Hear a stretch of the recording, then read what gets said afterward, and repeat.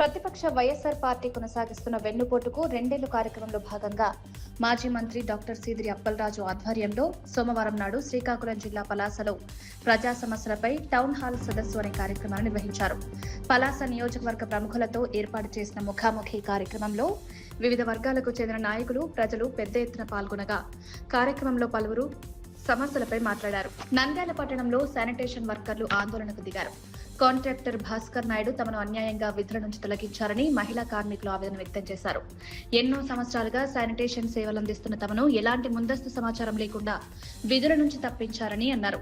ఎన్నికల సమయంలో ఇచ్చిన హామీలను ప్రభుత్వం నిలబెట్టుకోవడం లేదని విమర్శించారు. చంద్రబాబును గెలిపించేందుకు కృషి చేసినప్పటికీ మహిళల అంశంపై వైసీపీ అధినేత జగన్ చేస్తున్న వ్యాఖ్యలను టీడీపీ రాజ్యసభ అభ్యర్థి సానా సతీష్ తీవ్రంగా తప్పుపట్టారు. వైసీపీ అధికారంలో ఉన్న సమయంలో 11 మందికి రాజ్యసభ అవకాశాలు ఇచ్చినా ఒక్క మహిళకు కూడా అవకాశం ఎందుకు ఇవ్వలేదని ప్రశ్నించారు. వచ్చే ఎన్నికల్లో 33% సీట్లు మహిళలకు కేటాయిస్తామని మంత్రి నారా లోకేష్ మహానాడు వేదికగా ప్రకటించడంతో జగన్ దిక్కుతోచని స్థితిలో ఉన్నారని విమర్శించారు. తల్లి చెల్లెలి పట్ల వ్యవహరించిన తీరు అందరికీ తెలుసన్నారు. తల్లిని విశాఖలో ఓడించడం, పార్టీ కార్యక్రమంలో రాజీనామా చేయించడం వంటి ఘటనను గుర్తు చేశారు.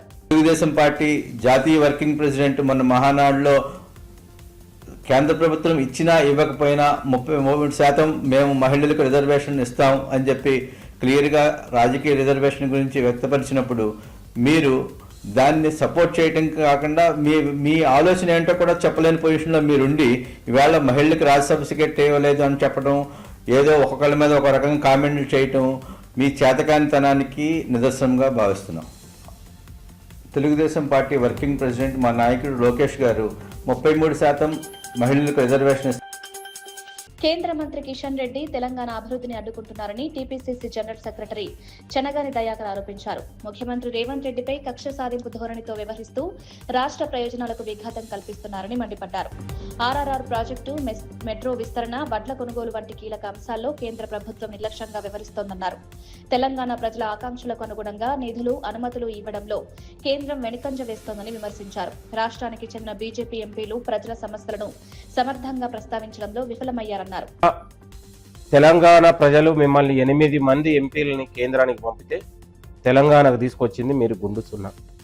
2 సార్లు బడ్జెట్ సమావేశాల్లో తెలంగాణకు గుండు సున్నా వచ్చినా కూడా మీ యొక్క రాష్ట్ర విద్యా విధానంపై బీఆర్ఎస్ నాయకులు తీవ్ర విమర్శలు చేశారు. ముఖ్యమంత్రి రేవంత్ రెడ్డి విద్యాశాఖ బాధ్యతలు కూడా నిర్వహిస్తున్నప్పటికీ పేద, మధ్యతరగతి విద్యార్థుల విద్యా హక్కులను కాలరాస్తున్నారని ఆరోపించారు. ప్రభుత్వ పాఠశాలలను క్రమంగా మూసివేస్తూ కార్పొరేట్, ప్రైవేట్ విద్యా సంస్థలకు ప్రాధాన్యం కల్పిస్తున్నారని విమర్శించారు. గ్రామీణ ప్రాంతాల్లో ప్రభుత్వ విద్యా వ్యవస్థ బలోపేతానికి చర్యలు తీసుకోవాల్సిన అవసరం ఉందన్నారు. ప్రభుత్వ పాఠశాలల్లో మౌలిక సదుపాయాలు మెరుగుపరచడం, ఉపాధ్యాయుల కొరత తీర్చడం వంటి అంశాలపై కాదు, అది మీ బాధ్యత. విద్యను అందరికి చేరువ చేయటము మీకు ఆర్టీఈలో చాలా క్లియర్గా ఉంటుంది. చాలా క్లియర్గా రైట్ టు ఎడ్యుకేషన్ యాక్ట్లో చెప్తారు ఏంటంటే విద్యను కల్పించాలా.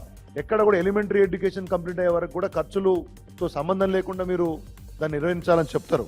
అదేం లేకుండా గతంలో ఏకోపాధ్యాయ పాఠశాలలు ఎక్కడన్నా కొన్ని రేషనలైజ్ చేస్తే కూడా ఏకోపాధ్యాయ పాఠశాలలు తీసేస్తారా, అట్లా చేస్తారని మాట్లాడిన రేవంత్ రెడ్డి ఇవాళ ప్రభుత్వంలోకి రాగానే ఆయనే విద్యామంత్రిగా ఉండి తండాలల్లో, గ్రామాలల్లో, గూడాలల్లో స్కూల్ ఉంటాం అనేది ఓల్డ్ ఫ్యాషన్ అట.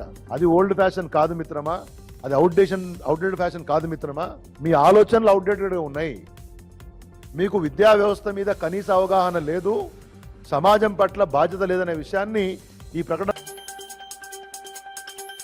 బీఆర్ఎస్ నాయకుడు సుమన్ పై నమోదైన కేసుల విషయంలో ఆ పార్టీ నాయకులు కాంగ్రెస్ ప్రభుత్వంపై తీవ్ర విమర్శలు చేశారు. సింగరేణి బొగ్గు గనుల వ్యవహారంలో జరుగుతున్న అక్రమాలు, దోపిడీని బయటపెట్టేందుకే సుమన్ పై అక్రమ కేసులు నమోదు చేసి జైలుకు పంపారని ఆరోపించారు. ఇదే సమయంలో బహిరంగ సభల్లో అసభ్య పదజాలం ఉపయోగిస్తున్న వారిపై చర్యలు ఎందుకు తీసుకోవడం లేదని ప్రశ్నించారు.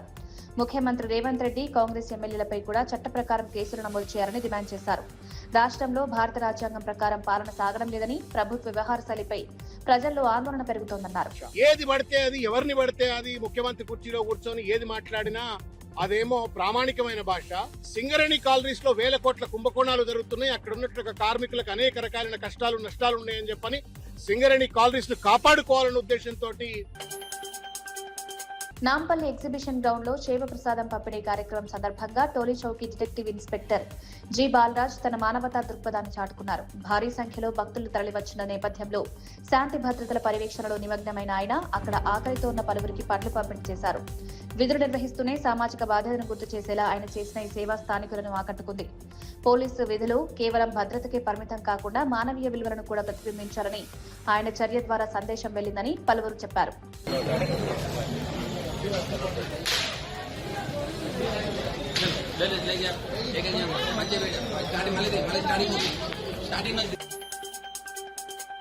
విశాఖ స్టీల్ ప్లాంట్ లో ఇటీవల జరిగిన ప్రమాదాల అంశంపై వామపక్ష నాయకులతో మంత్రి నారా లోకేష్ జరిపిన సంభాషణ రాజకీయ కార్మిక వర్గాల్లో చర్చనీయాంశంగా మారింది. ప్రమాదాల్లో కార్మికులు ప్రాణాలు కోల్పోయిన ఘటనలపై స్పందించాలని కోరిన వామపక్ష నేతలతో లోకేష్ అసహనంగా మాట్లాడినట్టు ఆరోపణలు వినిపిస్తున్నాయి. ఈ సందర్భంగా మీ కుటుంబ సభ్యులెవరూ చనిపోలేదు కదా అంటూ ఆయన చేసిన వ్యాఖ్యలపై కార్మిక సంఘాలు తీవ్ర అభ్యంతరం వ్యక్తం చేశాయి. ఉద్యోగుల భద్రత, పారిశ్రామిక ప్రమాదాల నివారణ వంటి కీలక అంశాలపై ప్రభుత్వం మరింత బాధ్యతాయుతంగా వ్యవహరించాలని సంఘాల ప్రతినిధులు డిమాండ్ చేశారు. ప్రభావం కలిగించే విధంగా ఈ ప్రభుత్వం నిర్ణయం తీసుకుంది. ఈరోజు పెట్రోలు, డీజిల్ పెరుగుదలతోటి, గ్యాసు పెరుగుదలతోటి ఈరోజు మొత్తం దేశ ఆర్థిక వ్యవస్థ